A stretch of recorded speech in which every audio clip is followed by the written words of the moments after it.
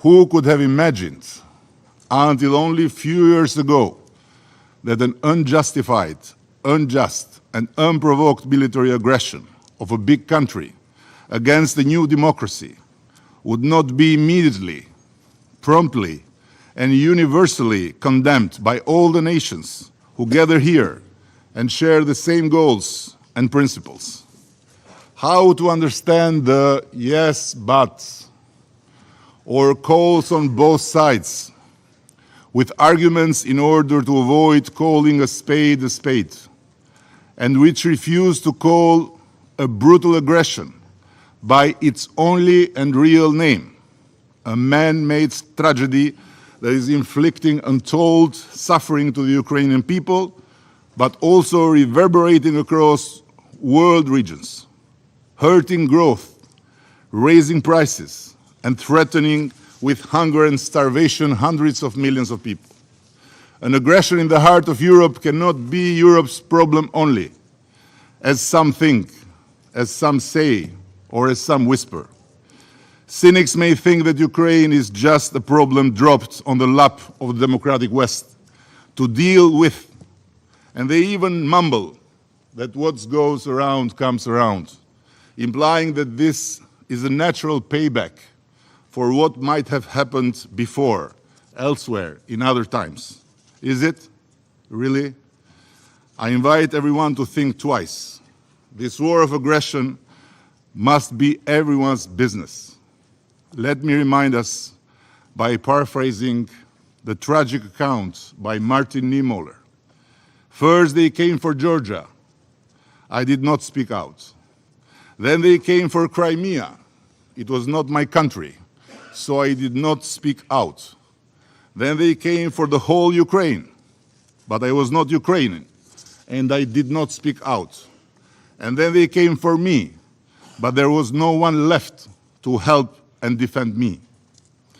As we speak, there have been more than 26,000 civilians that have passed away. Tomorrow the number will be higher, and it will increase every other day for as long as this war continues. Given the inexcusable nuclear saber rattling that keeps coming time and again from different layers of the Kremlin, one is right to fear that one day, God forbid, this madness could turn into something far worse. And don't forget, as unimaginable today as this war was yesterday. Excellencies, we have a duty to help those in need, and in this respect, Ukraine and Ukrainians. We may differ, of course we may differ, on how to support Ukraine in its fight for freedom and dignity. We may have different views on how to end this war. Let's discuss them.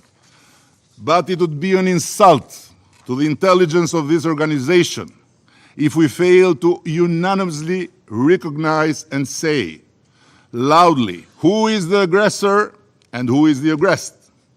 It is the same sharp difference between war and peace as Tolstoy would remind you.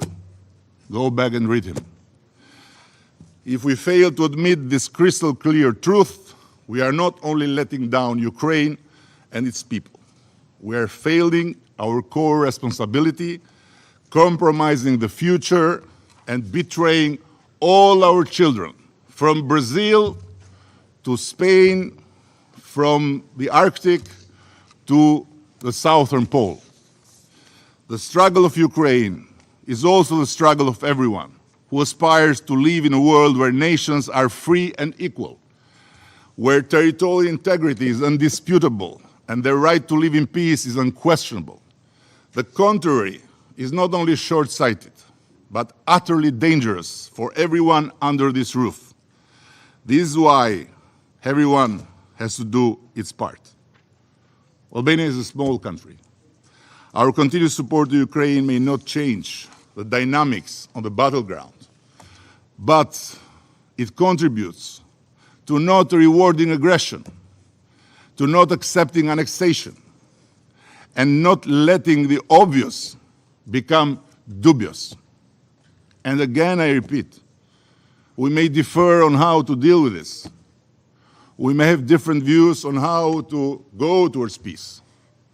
But how possibly we can have different views on who is the aggressor and who is the aggressed?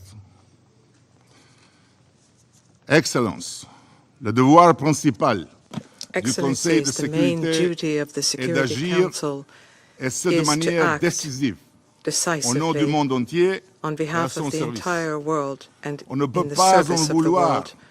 à ceux, toujours plus We nombreux, can well understand qui se demandent, those who are mais que many fait-il in number le Conseil de who sécurité? ask, what is the Security Council L'usage doing? abusif du droit de veto The abusive a use of the tristement right to veto, pris le Conseil sadly, de sécurité en otage. has held Il the l'a Security Council paralysé. hostage. It has Mais il paralyzed ne the l'a pas réduit au Council, silence, quand but même, it has not reduced it to comme en silence, témoigne cette réunion. as we can Nous ne see. pouvons pas accepter que la force des The proof règles is here in this et des meeting. valeurs The force of qui nous rules and réunissent values bring us soit together. remplacée par la règle de la force They should not be et des replaced antivaleurs. by rules of Nous force refusons d'être complices and d'un bouleversement dangereux with the de l'ordre rejection of mondial values. dont les conséquences ne world peuvent is qu'être dangerously imprévisibles, sinon tragiques tipping pour tous. into what could become a Excellencies, tragedy let me for all of conclude us. by recalling the experience of the Western Balkans.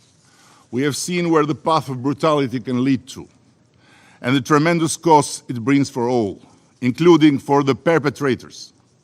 History has confirmed that those who saw war as a shortcut to achieve their goals ended up regretting it forever. Russia has tried many times to use, or better, misuse, the changed reality in the Western Balkans, particularly the birth of the Republic of Kosovo, to justify their neo-imperial dreams and the subsequent nightmare they have exported in Ukraine. No matter how hard one may try, Kosovo, whose independence has been sanctioned by the International Court of Justice, Chapter 14 of this Charter of United Nations, International Court of Justice, cannot serve as a pretext for territory grab or illegal annexations. If today a lasting peace in our region is within reach, this has to do first and foremost with the lesson learned that the most efficient way to overcome the past and shape a common future is through cooperation, not through division, by promoting free movement of people, goods, services, capitals, not by raising artificial barriers, by building bridges for our kids to enjoy freedom and prosperity, whatever their language, whatever their race, whatever their nationality, not erecting walls for our ghosts of the past to seek and hide in endless blame games. I'll end with this. The preamble of the United Nations Charter calls on us to practice tolerance and live together in peace with one another as good neighbors. Important decisions are never a matter of chance. They are always a matter of choice. Albania has made its choice to stand for peace, development and progress, to stand with the aggressed, not with the aggressors, to stand with and to stand for Ukraine. Thank you. I resume now my function as President of the Council. I now give the floor to His Excellency, Mr. Guillermo Lasso Mendoza, Constitutional President of the Republic of Ecuador.